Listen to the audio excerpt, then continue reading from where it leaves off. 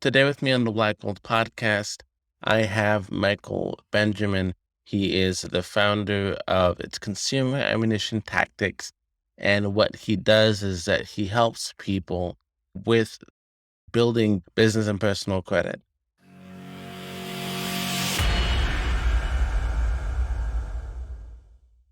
And so you've been doing it for how long? So my story is kind of crazy because I started by helping people pay off their student loans here and there.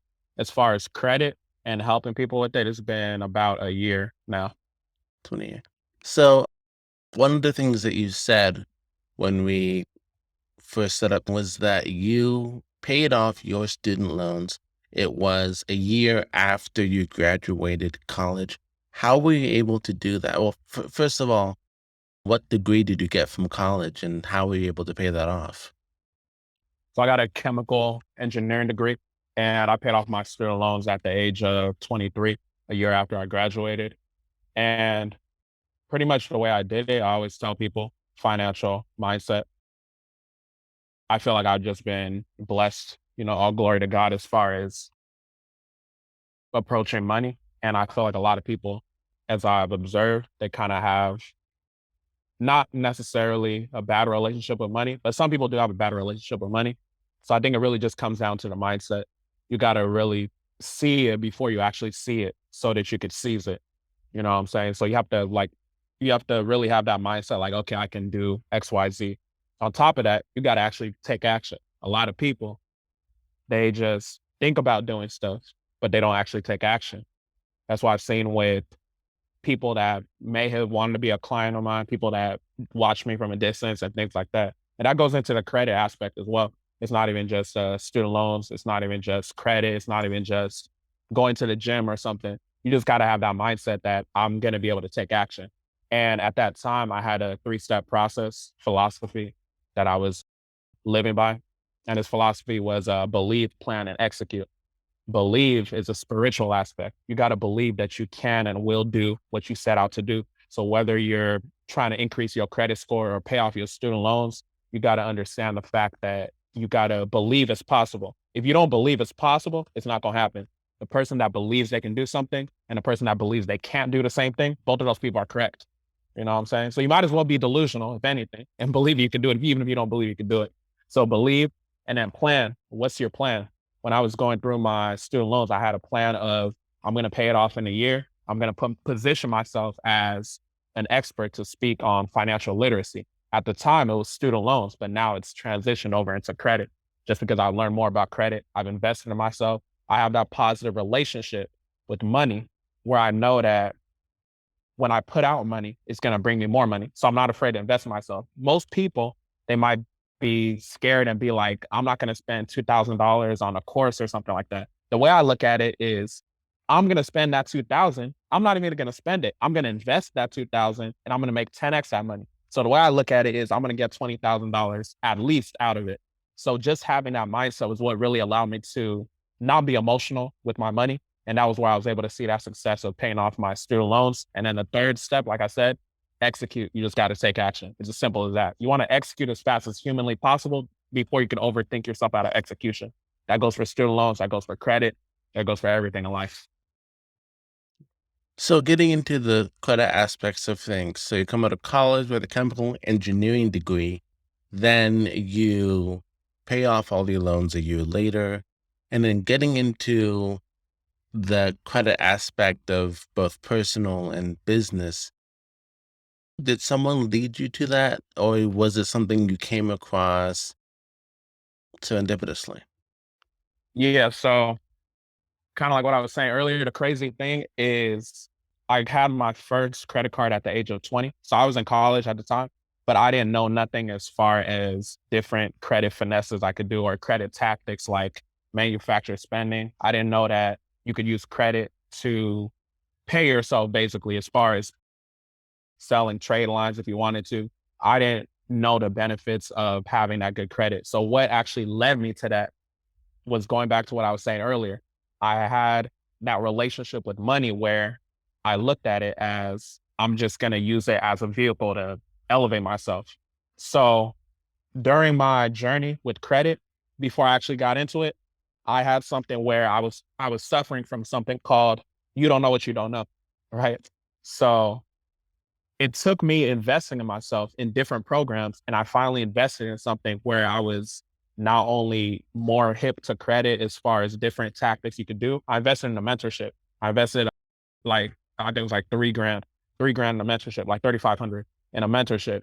And then I was getting exposed to different aspects of credit essentially. And then on top of that, that mentorship led me to something else. Now I'm knowing about the consumer credit laws, stuff like the FDCPA, which is Fair Debt Collection Practices Act, 15 USC 1692. Specifically, 15 USC 1692C is a consumer credit law that says that debt collectors are not supposed to communicate with you about a debt, or that's a violation of at least $1,000 pursuant to 15 USC 1692K. So I was suffering from you don't know what you don't know. A lot of listeners right now, they might just be listening to the numbers I'm saying. They're like, what is he talking about? You're suffering from you don't know what you don't know. So what led me to credit was investing in myself. And I encourage everybody to invest in themselves. So, as you said, there was something you didn't know before, but now that you know it, it's something that you can then utilize to further your own plans for your future.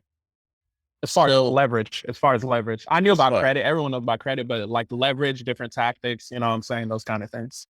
Yeah. So, what are some of the things about credit that people, like the normal person, if you don't walk into the grocery store and talk to someone about credit, what would they know that is false in terms of the way it's either been presented or something that is just completely untrue about credit and how it works? So number one thing I'll say is that credit cards are bad.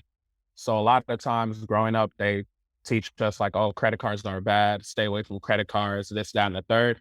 And I really think that just goes back to people's individual responsibility, people's individual discipline, and things of that nature. Because what I learned is that you can use credit cards as like an investment vehicle. You can use your credit cards to essentially pay. Me personally, in terms of credit card funding, I have upwards of 6 figures, so over 100,000 in revolving credit. I'm not saying like 7 figures as far as over 6 figures. So I have over 100,000 in revolving credit. So just giving you an example, the worst case scenario, let's say I had 1% cash back on that $100,000. If I max it out through manufacturer spending, which is a tactic where you're not using your own money, so there's no risk. What would happen is I would get 1% cash back on all that, which would be $1,000. That $1,000 could be used to pay off, a bill, various bills. Some people might pay off their rent and things like that. So when you use a credit card responsibly, you can really make money. You could also sell it as a trade line, an authorized user trade line to someone to help them build their own credit or something like that. So that's one of the misconceptions that people have as far as credit cards specifically. As far as credit too, I guess a lot of people might think what would people think is false? So one thing people think that's false too, that I would want people to stop thinking is that you could fix your credit overnight. It doesn't work like that. Some people they spend years and years of consistency messing up their credit and then they want it to be fixed in 2.2 seconds. That's not how life works. You got to look at credit as life, right? So you got to be patient with yourself. When we go to my company, Consumer Ammunition Tactics, it's called CAT. So I want to talk about the core values. One of the core values is consistency. The core values are CAT. It just based off of the name. So the C is consistency. You got to be consistent in those disputes that you're doing, whether you have a repo, whether you have a bankruptcy, negative items like collections and things of that nature. So you just got to be consistent with it. It's not going to necessarily knock off in one day. I know some people that do credit repair, they might market it as I'm gonna sweep your credit. It's gonna be gone in 2.2 seconds, right? That's their marketing. But you just gotta understand that it is a journey. So you want to be consistent. I'm talking about people that are doing it themselves. We also at CAD, we have done for you credit repair services, and we're transparent with that. But the A is ability. So you gotta understand, it goes back to that mindset. You have the ability to make sure that you can fix your credit. That's one misconception people have too. Like, oh, credit is super hard. I can't fix it. Something is only hard if you think it's hard. right? You just got to have that mindset. A lot of this stuff is mindset because credit, like I said, is life. So you have the ability to do it. We have the ability at CAT to do it to help you if you don't have the time to actually fix your credit. But just keep that in mind. The T is transparency. You got to be transparent with yourself. A lot of people, they're not transparent with themselves. They might not look at their credit. They might be like, oh, I have negative stuff on my credit. I'm not going to look at it. You have to look at your credit. If you go to freeannualcreditreport.com, you get access to all three of your credit reports. I don't know everyone's level as far as what they know about credit, but there's many consumer reporting agencies. That's what we call them. But the main ones are Experian, Equifax, TransUnion. So you can get all three on freeannualcreditreport.com. You can get all three once per week until April of 2022. They might extend it, but that's what the case is now. So I would encourage everybody, go ahead and look at your credit reports. It's not as scary as you may think it is. Just look at it as a journey. So just a couple misconceptions that people may have just to make them feel more comfortable about the journey. It's very funny you should mention that people should look it up because I always thought that whenever you look up your credit, that there is something in the system that then tells whoever the head honcho of credit is that you looked it up, and so that can bring down your points. So you're looking at what we would call a soft inquiry. So when you pull your credit, that's considered a soft inquiry. So there's things called soft inquiries and there's things called hard inquiries. So a hard inquiry is what does actually affect your credit. But to be honest, I tell people not really to focus too much on the hard inquiries because it is about 10% of your score. It does matter in your score. It's basically like when you're applying for new credit, but the soft inquiries are like pre-approvals. It might be you looking at your score and things like that. And just to break down the entire component for anyone that may not know, payment history is the biggest chunk. Payment history is 35% of your score. Payment history is 35% of your score. I'm going to repeat one more time because people need to know. Payment history is 35% of your score. So that's a third. Debt utilization rate, that is 30% of your score. So 35 plus 30, 65%. Two-thirds of your credit is based off of your payment history and making sure that your utilization rate is where it's supposed to be. The average utilization rate that they say is you should be at 30%. I always tell my clients be at less than 10%. 30% is average, but if you're listening to the Black and Gold podcast, you don't want to be average. So you want to be less than 10%. You want to make sure you can be less than 10% as close as possible. A way to reduce your utilization rate. One way to reduce your utilization rate is by making sure that you're able to get high credit limit increases. That's why we do stuff like manufacturer spending. If you go to my IG page, I talk about different topics that we could do over there. I'm not going to elaborate too much on here, but manufacturer spending is one way to drive up those limits and get credit limit increases. A different way to reduce that utilization rate is a tactic that you could do called hiding your utilization rate. And the way that you hide your utilization rate to report it as zero, you want to divide your revolving credit in half. So let's say you have $50,000 in revolving credit. You're going to want to make half of them due maybe on the first, and then the second half due on the 15th. And all you do is call your bank and ask them, can you switch over your dates and things like that? Some banks will allow you to, some may operate on a weird consistent basis, but you just gotta make the move, just attempt. So 25% will be due on the other 25% will be due on 15th. Basically, as the first is about to happen, you'll take the revolving credit from the ones on the 15th. You'll take the cash off of them and then you'll pay down the one on the first. So when the first happens, that happens. So that then the closing day happens, then the reporting day happens. Then when the 15th is about to happen, the first is available. So then you take the cash off of it and revolve it over there. And that process is called like liquidating your credit card. Some people might think like, oh, isn't it going to be fees associated like a cash advance? Not necessarily. One manufacturer spending tactic you could do is basically doing, so there's one thing called the Costco method. So basically Costco, they don't process Discover or MasterCard in store. So you could order a couple laptops online. Maybe it costs $6,000. Speaking from something I did, as soon as it comes to your place, you return it. And basically because you use Discover or MasterCard to pay online, basically because they don't process Discover or MasterCard in person, they're going to have to give it to you in cash or on your debit Visa card. So now you took the cash off of that credit card. So that's one way to take the cash off your credit card. That's manufacturer spending 101. I got a cat MS secrets course that's dropping. So by the time this podcast episode is out, it's probably going to be out. But I said I have to say 35% is payment history, 30% is your utilization rate. So we're at 65%. 15% is your age. So the age of history you have. There's no number that says you have to have this age of history, but you want to have at least 4 years of history if possible. If you have a low age, that's where trade lines come in. So that is 35 plus 30, 65 plus that 15, 80. And then 10%, like I said, is the inquiries. So inquiries is like new credit. Inquiries is like a hard inquiry is like I applied for credit, and whether I got approved or denied, they pulled my credit. You looking at your credit, that's a soft inquiry. You looking at a pre-approval, that's a soft inquiry. I encourage people too, if they don't have any credit cards, one thing I always tell my clients, you can Google discover pre-approval. You can type in your information. It will have no impact to your credit because it will be a soft inquiry. They'll let you know what kind of credit cards you can apply for. And one thing I like about the Discover It credit card that you can get if you're a starter, basically whatever you get and cash back your first year is what they match you.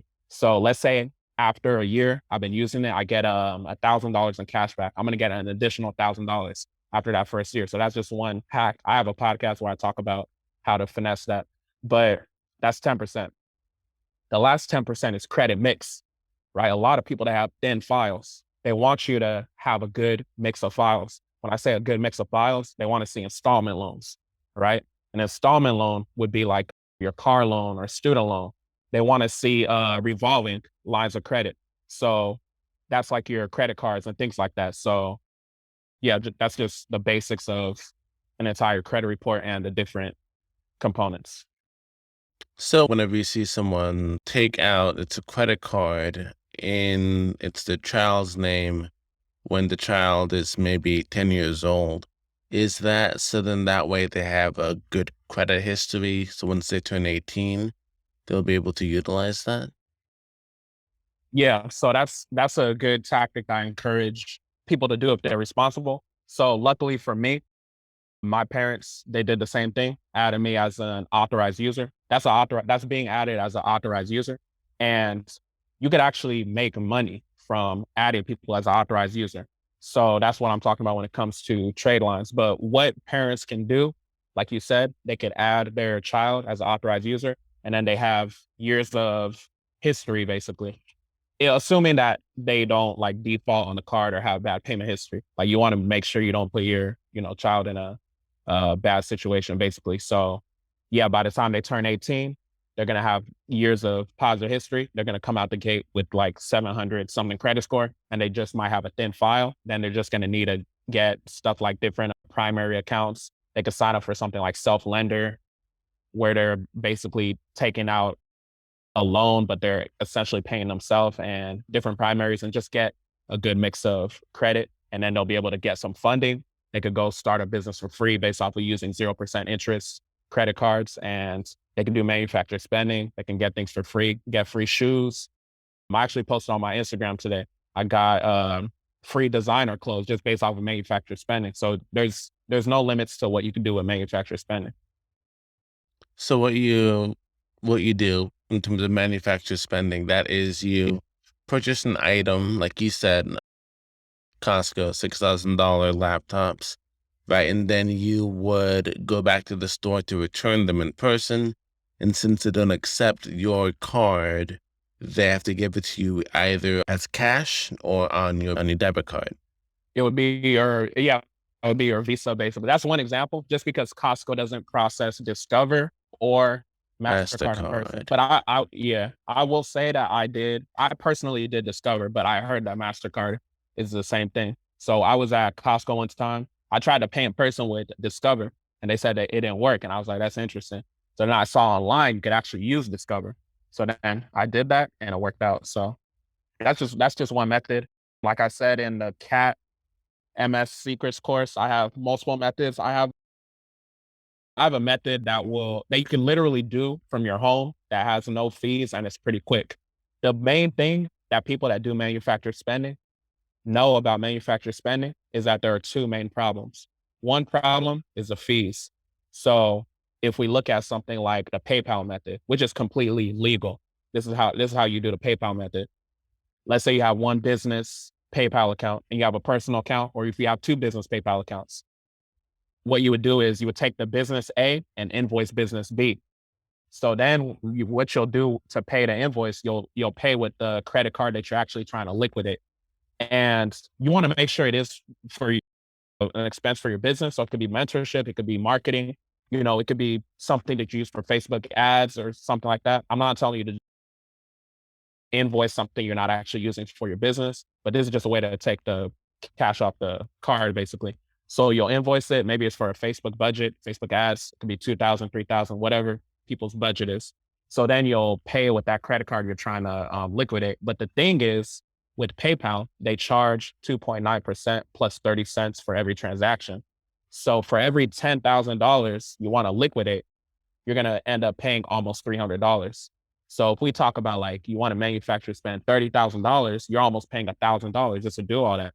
So that's why with the Cat MS Secrets course, I came up with one tactic I got is where you can manufacture spend from your home, comfort of your home, no fees, at least $30,000 plus. So you're already saving 1,000 just based off of that. So fees is a huge problem with manufacturer spending. Second thing is time. People don't necessarily want to have the time to be doing a lot of different things. So one thing with time, there's a gift card method. But the gift card method is very, very basic. This is what I tell everybody that's getting used to manufacturer spending or just starting. What you do is you want to get you some Visa gift cards. The best ones on the market are the Simon Mall gift cards. You can get them online, you can get them in person, depending on your area. So once you get the Simon Mall gift cards, let's say you get $10,000 in Simon Mall gift cards, they charge a $3.95 activation fee. If you get a $1,000 one, I usually see them at $500, but if you get a $1,000 one, it's $1,000, $3.95 activation fee. If you get 10,000, $3.95 times 10, you're paying $40. Those are fees already there. So you're already cutting into your profit. But the thing with the gift card method is it takes time. Once you get those Visa gift cards, the $10,000, you put it on the credit card you want to actually liquidate or get points for. You're going to take the Simon Mall gift cards and you're going to go to a store like Kroger and you're going to purchase some money orders. So money orders, again, it could be 88 cents for 500 or 88 cents for 1,000, whatever the fees are. So you'll purchase money orders and then you deposit into like your business checking account. So that allows you to actually liquidate and do manufacturer spending as well. So in that scenario, if you use like a 2.5% cashback card, 2.5% of the $10,000, that'll be 250, but you got to subtract the $40 from the 395 activation fee. So your profit's already down to $210. You get 10 money orders that are about $1 each. So you end up with $200. So, but you got to take time doing it here and there. But like I said, in the Cat MS Secrets course, I've come up with some methods to where you can just do it from the comfort of your own home. It's fast. You don't have the fees, the time. But gift card method, PayPal method, both are good methods. But I say that to say those are just starters. And the whole purpose of the whole manufacturer spending thing, it helps you meet sign-up bonuses. When they say something like spend 4,000 within the first 30 days to get, $200 or something. So manufacturer spending can help that. Manufacturer spending can increase your limits because they're seeing you're using your card and you're consistently paying it back. And one thing I always tell people about manufacturer spending, you also want to do organic spending with it too. You don't want to just only manufacturer spend on your card because that can signal an alert. It's completely legal. You can look it up. I'm not coming on here on the podcast talking about any illegal activity or on a recorded line, you know what I'm saying? So yeah, that's just a little bit about manufacturer spending and just the power of credit. And I didn't even touch on the different credit laws. I gave y'all earlier 15 USC 1692C, the communication section. If you use it with 15 USC 1692K, that's a violation of 1,000. But yeah, that's a little bit of information. That- That's a very hefty little bit of information.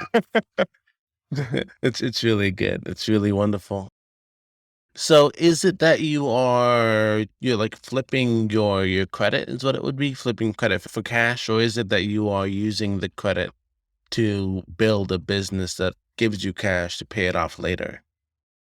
So, I mean, it really dependent on you, but manufacturer spending in the most basic sense is you're using their money to get free money. Because essentially you're purchasing something and then you're returning it, but you still got the reward points from it. So if I have a $10,000 credit card, well, I do have a $10,000 credit card that gives a 2.5% cash back. If I max it out, but then I return the item, I got the money back and I just got to pay down my card, but I still got the reward points. I still got $250, you know?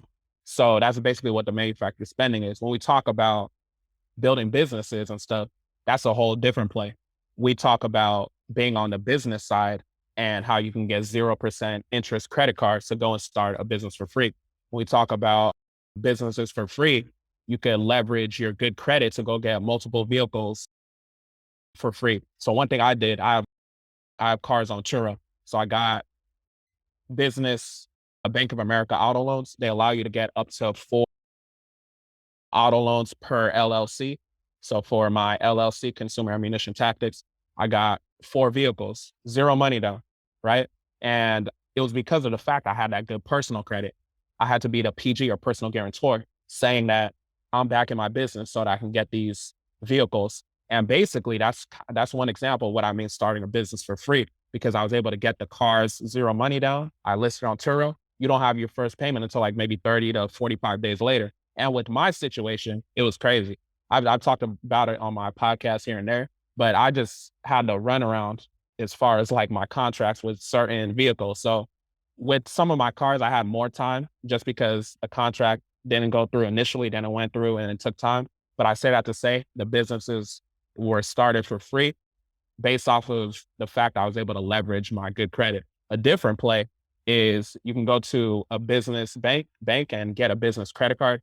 Like I said, 0% interest for like 6 months, 12 months, and things like that.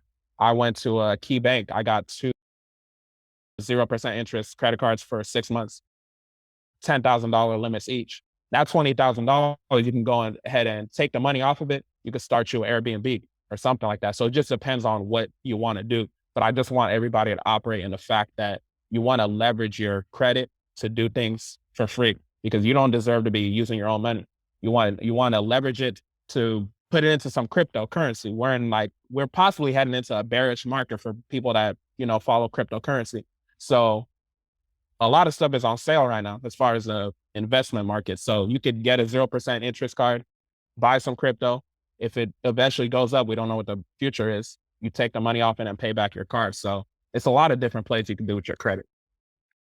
Yeah. And also another thing that I've heard about too is the reward points, and that people either have like incredible results from them, or they have like these horror stories about going on these vacations, and it turns out it's for one passenger instead of for two on the plane or something like that, and so someone has to stay behind. Is it that the reward points are good for like simple things? What are reward points? Yeah, so reward points is basically, I mean, it's basically a cashback, like I'm talking about what you're getting from manufacturer spending. And the good thing about reward points, as far as cash, I'm going to touch on travel too. But the good thing as far as the reward points in terms of the cashback is that you can't be taxed on cashback. So that's why I like manufacturer spending too. So it is a loophole as far as being able to earn and use money tax free. So that's one thing people should be aware of too. So there's no reason why you shouldn't be manufactured spending, right? As far as the travel, one card I like and I recommend people get is the American Express Business Platinum card. So, well, it doesn't have to be the business platinum, but I personally have the business platinum. So they have a sign up bonus. When I was doing it, they had a sign up bonus of 150,000 points, which is equivalent to $1,500, and you can get it when you spend your first, I think it's 15,000 within the first 3 months. And if you've been listening closely to the podcast, I've given you guys enough to know how to manufacture spend at least $15,000. You know what I'm saying? So that's an easy, free $1,500, and that gives you travel. You could take those points if you want a first class flight. You can go ahead and do all that. One card too that I like is a Barclays card. And this card is a hack too, because basically what they do is they give you 60,000 points, which is about, I think it's a little bit over 600 according to Barclays' number, but it's 60,000 points based off of your first purchase. A lot of my clients, I tell them, go to the dollar store, any purchase, go to the dollar store, you spend $1, you just turn it into $600. That's a great, return. So you could use that for travel as well. I think they're partnered with American Airlines. So as far as the reward points, it's not limited just to cashback. You could also use it for travel. You could use it for free flights here and there. So the main theme is, you just want to make sure your manufacturer spending. And I think you were saying something about someone being left behind earlier. If someone was in that case, that scenario, both parties should be manufacturer spending regardless. So that's my solution for them. So no one gets left behind. So you were talking about it's American Express Business Platinum and also a Barclays card. And what those things would do is with the Amex card, that gives you $1,500 cash if you can spend 15,000 within the first 3 months. And with the Barclays card, you said if you use that and you said $1 at the dollar store, that'll give you $600 cash back, or 600 points is what it would give you. Okay, so it's 60,000 points, which comes out to about 600 something dollars that you can use for flight travel. And then Okay. and then the American and Business Platinum, they always have different promotions going on, but I'm speaking on what it was for me. So it might be the same, it might not be the same for you. For me, it was $150,000 offer. And one thing you can do, you can literally just call American Express, and let's say you applied when you saw it was 100,000 points or something. You could ask them and be like, "Oh, I got an offer for 125,000 or 150,000, whatever you want." You might as well try. You know what I'm saying? So it's just different things that you could try with that. What has been the best business model or the best industry to go into if you were applying manufactured spending to? Like as you said before with the flipping the laptops, could you get them at at a place, as you said, like a Costco or a Sam's Club, and then flip them for maybe 100, $200 more, and then keep that cash back and then get to pay off the card as well? I mean, that wasn't what I was talking about, but you could technically do something like that. I mean, if you want to talk about what's it called? Yeah, flipping or like drop shipping or something. So that actually reminds me, during my debt free journey, one thing I did was I did Amazon and eBay drop shipping. So the way I would do it is I would look up Amazon Lightning deals. Amazon always has deals going on. So this was like this was a while ago, so it might be different now. But let's say a product was like 50% off on Amazon. I would look up the same product on eBay, and then I would see it for the regular price. So I would list it. When someone would buy it on eBay, I'll go to Amazon, I'll purchase it at that 50% off, I'll ship it to that person, I'll keep the profit. So I'm just functioning as like a middleman. But as far as the whole manufacturer spending thing, I'm not, when I'm doing it, I'm not necessarily flipping anything. I'm just looking for the reward points. So in that laptop example, that's $6,000. Using 1% cash back, as soon as I return it, I got $60. And maybe I want to use that to cover gas or something like that. But those are, like I said, that's like the retail method. Those are like the basic plays that you can do. And those are what I tell people to do beginning. But the real plays as far as a retail method and what I did recently is something called Rakuten, Rakuten. So Rakuten, I encourage everybody to download it. It's a cashback website. And basically they have a lot of different cashback deals going on. So they like to have it around like Christmas, any holiday season you think of, they're gonna have a lot of cash back. So one example that I did was through Kay's Jewelry, and normally they were having, I think it was like 2 to 3% cash back, but in this particular moment, which was Cyber Monday, which had just passed recently, they were having a 15% cash back. So basically, what I did was I went on a website and I took my 2.5% cashback card and I bought a $9,000 necklace. $9,000, we can round it up to about $10,000. So just from using my card, that's $250. We're gonna do some math here on the podcast. So just from using my card, that was $250, $10,000, 2.5% cashback, 250. I hope everyone's following. But on top of that, because I went through Rakuten, I got 15% cashback. So 15% of $10,000, that sounds like $1,500 to me. $1,500 plus the $250, that sounds like $1,750, which is almost $2,000. So that was one play that I showed online on my Instagram. I ran it. So what happened was the necklace came to me, they shipped it to me, and then I received it.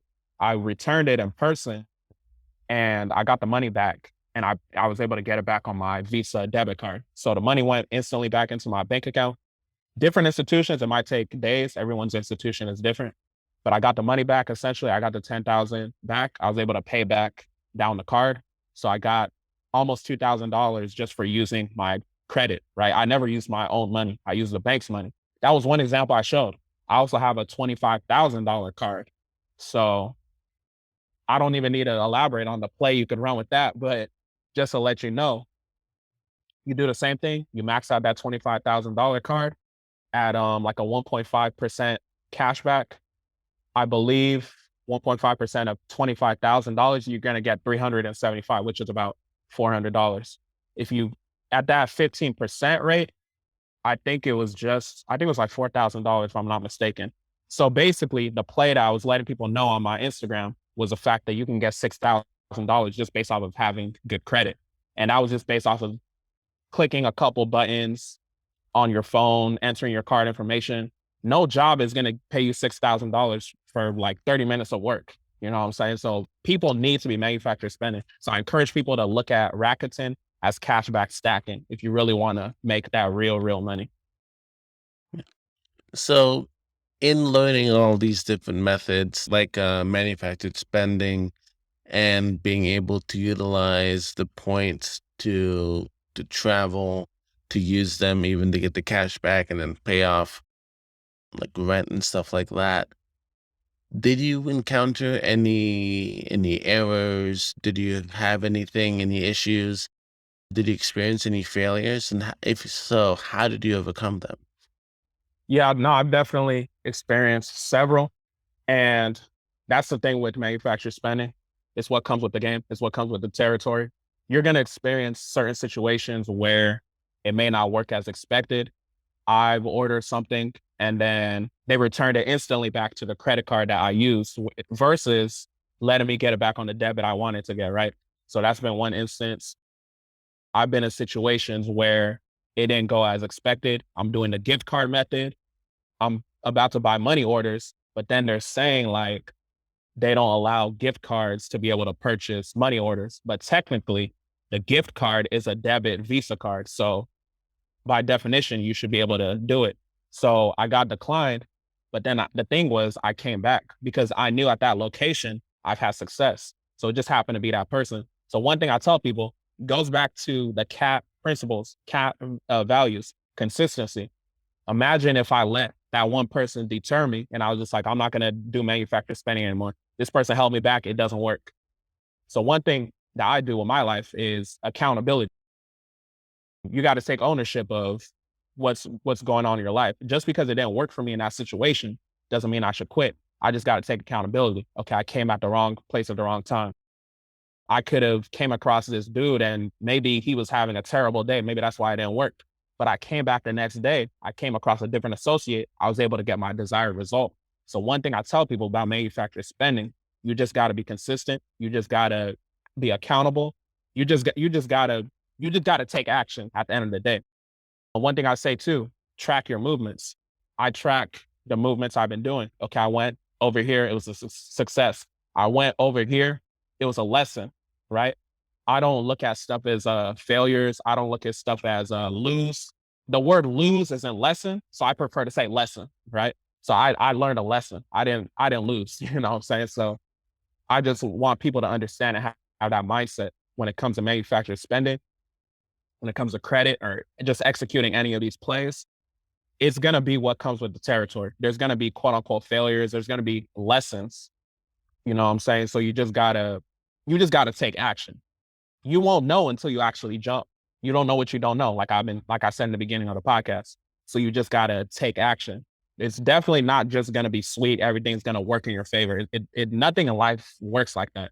If you can tell me something in life where there's no errors, no risk, no nothing, then I need to be in that business, whatever people are doing. But everything has a risk.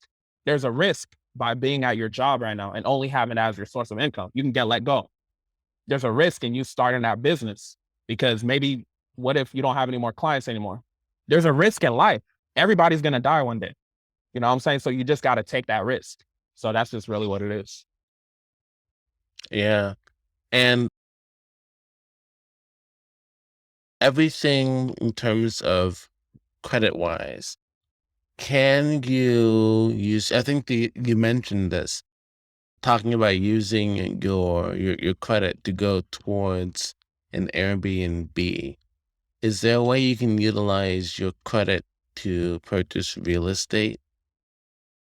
Yeah, definitely. So it goes back to the fact that a lot of people think you need so much money to get into real estate. But I know various people in my network that they started their real estate portfolios off of their credit. So they went and got business funding as far as business credit cards, like I was saying earlier, that could be 0% for 12 months or something like that. And they were able to take the money off of it. That became their down payment. So they came in with a little bit of money. Some people think like, oh, you see $100,000 house, you got to come in with like $100,000 or, maybe 50% of it or something like that. You could always do the FHA route, which is one way as well. But the thing is, you shouldn't be using your own money. I don't recommend using your own money to get into real estate. If I'm going into real estate, my mindset is how can I use business funding? How can I use the bank's money to do it, get into positive debt, and then move forward? And that's one of the things too I learned about my journey with credit, because this is coming from someone that paid off their student loans within 1 year of graduation. So I'm thinking like, debt is bad, this, that, and the third. But there's good debt because you can go into positive debt as far as putting all that money on that 0% interest credit card. As soon as you've got your tenants coming in, you pay back down that card. And then now you're in the green.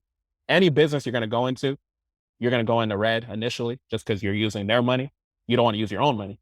And then, you can move forward. But I say that to say you definitely can start real estate for free off of using those business credit cards. And a lot of people don't realize your personal credit is going to be dependent a lot of times on the business credit funding that you get. That's why I say the foundation is that personal credit. I mentioned earlier, I have a $25,000 personal credit card.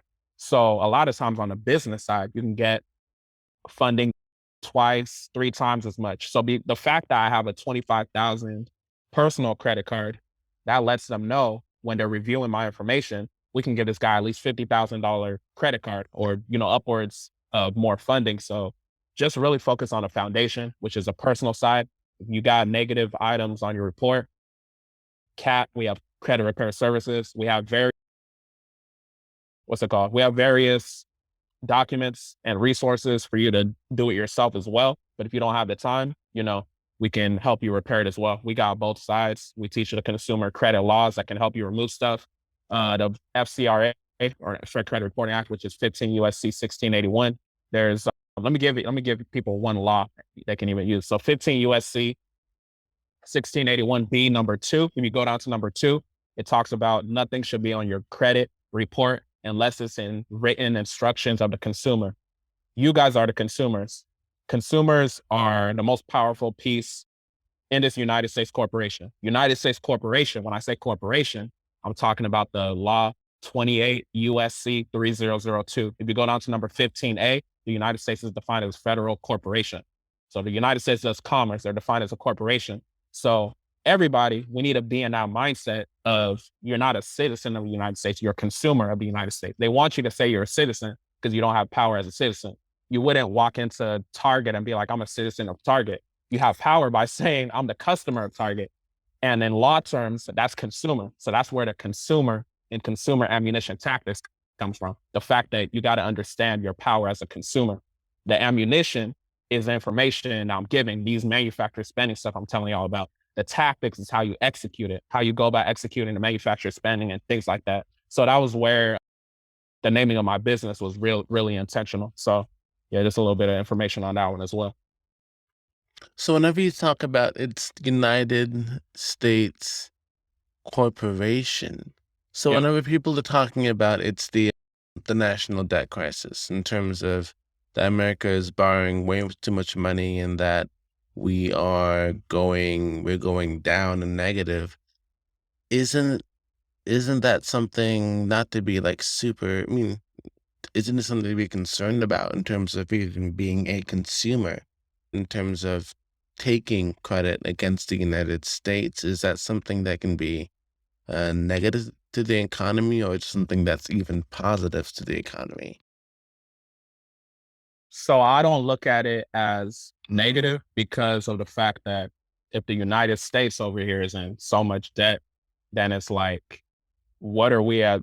Why, as we as consumers, not doing the same thing? If you go to 18 USC 8, it talks about the obligation of the United States. USC, for people that may not be knowing what I'm talking about, USC means US code. So when I say 15 USC or 18 USC, 18 USC talks about the obligation of the United States. So the obligation assumes all obligation of consumers. So I encourage people to read 18 USC 8, and then you'll have that mindset of where you wouldn't necessarily feel as bad about, going into debt because the United States is conducting certain business. But like I say, I'd encourage people to read these different laws because this is very, very powerful information. So I don't want to, you don't want to say too much publicly, but just read these laws I'm referencing and you'll really get information. If you look at 12 USC, I believe it's 1431, it talks about the power and duty of banks. The banks are technically borrowers. They've just functioned us to think that they're giving us a loan, but they're giving us what we already paid for through our credit. Our credit is our credit card. They're using our credit card, which is our social security card. Social security card or a credit card is defined in the Truth in Lending Act, which is 15 USC 1602L. So I just encourage people to look at the different laws I'm talking about. And one thing I'll say is I've literally just been studying as far as these laws coming up on a year. So I say that to say, if you're thinking everything I'm saying is super advanced and you don't know what I'm talking about, it lets you know what's possible when you're really consistent. Going back to the CAP principles, when you're really consistent, you have the ability to actually do it. So just take a weekend, take each and every day, get 1% better as far as studying these credit laws because it rules everything that's going on in this nation. So I just encourage people to do their research. You can tap into I have a free Consumer Laws 101 document in my IG bio. So I got a place called the Cat Credit University. I have a lot of documents, resources for people over there. So if they want to tap in, they can go ahead and tap into that. Right. Well, we're almost out of time. So, Michael, I have one more question for you. All right. And that is, if you had the ability to send a worldwide text, what would your message be? Leverage your credit. To what extent? So I would say leverage your credit as far as starting any kind of business to help you increase your income. Leverage your credit as far as manufacturer spending and just leverage your credit because you don't deserve to be using your own dollars when we're in this nation that's in so much debt. So I would just encourage people to prioritize working on their credit, prioritize leveraging that credit. Go get you some vehicles, put it on Turo. Go get you an Airbnb, start making you some money. Go get you 0% interest cards. You can start using that to invest in different stocks, options, cryptocurrency, and just things of that nature. So leverage your credit in terms of using your credit to gain something new. Study the consumer laws, so just focusing on credit. So focusing on the credit laws, focusing on credit repair, if you will, and just using credit to get to that next level. Cause this is what the rich people are doing. This is what people in our community aren't necessarily taught about too much. So just leveraging credit and tap into my resources because if you don't know where to start, I got the resources for you. Or where can people find your information? Yeah, so people can find me on Instagram at Mike O Benjamin. So Mich, first four letters of my first name, O, and then Benjamin, Benjamin, at Mike O Benjamin. And then you can also follow our business page, which is CA Tactics LLC. So CATACTICS LLC. We're on Instagram. Go to the link in the bio. You'll be able to get free resources. You'll be able to get paid resources if you're ready to invest in yourself.